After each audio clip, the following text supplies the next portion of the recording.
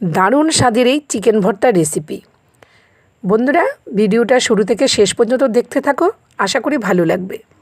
যদি ভালো লেগে থাকে তাহলে একটা লাইক করে যেও, আর ছোট্ট করে কমেন্টে জানিয়ে যেও আমার এই রেসিপিটা তোমাদের কেমন লাগলো। আর যদি কোনো নতুন বন্ধু দেখে থাকো তাহলে অবশ্যই কমেন্টে জানিও তোমরা কে কোথা থেকে আমার এই রেসিপিগুলো দেখছো।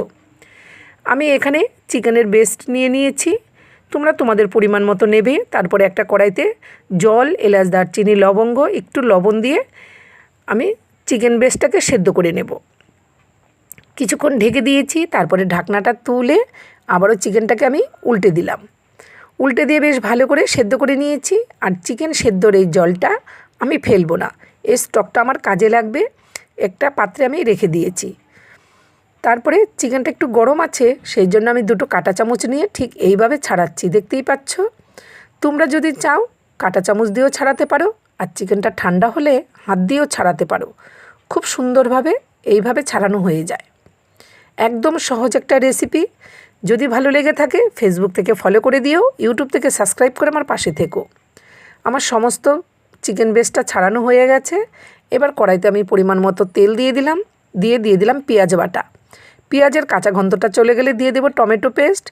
তারপরে দিয়ে দিলাম আদা বাটা, রসুন বাটা আর জিরে, কাঁচা লঙ্কা একসাথে বাটা তারপরে দিয়ে দিলাম আমি ধনে গুঁড়ো, হলুদ গুঁড়ো আর কাশ্মীরি লঙ্কার গুঁড়ো দিয়ে মশলাটাকে আমি বেশ ভালো করে কষিয়ে নেব। মশলাটা খুব সুন্দর করে কষানো হয়ে গেলে তারপরে দিয়ে দেব চারমগজ আর কাজু বাদাম বাটা, দিয়ে আবারও ভালো করে কষিয়ে নেব। দেখো মশলার উপর থেকে কি সুন্দর তেলটা ভেসে উঠেছে, মশলার সমস্ত কাঁচা গন্ধ চলে গেছে। তারপরে ছাড়ানো চিকেনগুলো আমি এইভাবে দিয়ে দিলাম। চিকেন ছাড়ানোগুলো দিয়ে বেশ ভালোভাবে কষাবো। তারপরে যখন একটু লেগে যাবে বা একদম শুকনো হয়ে যাবে, তখন এই চিকেন স্টকটা দিয়ে বেশ ভালো করে আবারও কষিয়ে নিতে হবে। তারপরে কষিয়ে নিয়ে আবারও আমি চিকেন স্টকটা দেবো, দিয়ে আবারও কষিয়ে নেব। তোমরা এইভাবে অল্প অল্প করে চিকেন স্টকটা দেবে আর ভালো করে কষিয়ে নেবে। কিছুক্ষণ ঢেকে দিয়েছি, তাহলে চিকেনটা আরও সফট হবে, খেতেও ভালো লাগবে। তারপরে ঢাকনাটা তুলে ভালো করে নেড়ে চেড়ে একটা সেদ্ধ ডিম দিয়ে দিয়েছি।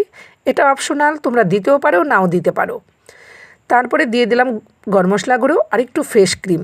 কিন্তু চিকেন ভর্তাতে কিন্তু ফ্রেশ ক্রিমটা মাস্ট দিতেই হবে। যদি চিকেন তোমার ফ্রেশ ক্রিমটা না থাকে তাহলে দুধের সর মিক্সিতে পেস্ট করে দিয়ে দিতে পারো।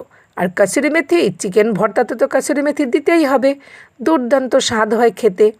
তোমরা এইরকম একটা চিকেন ভর্তার রেসিপি লুচি, রুটি, নান, পরোটা সব কিছুর সাথে কিন্তু দুর্দান্ত হয়। ভালো লাগলে ফেসবুক থেকে ফলো করে দিও, ইউটিউব থেকে সাবস্ক্রাইব করে আমার পাশে থেকো। আর কমেন্টে জানাতে কিন্তু ভুলবে না আমার এই রেসিপিটা তোমাদের কেমন লাগলো। দেখা হচ্ছে নতুন ভিডিও নিয়ে। সবাই ভালো থেকো, সুস্থ থেকো, টাটা।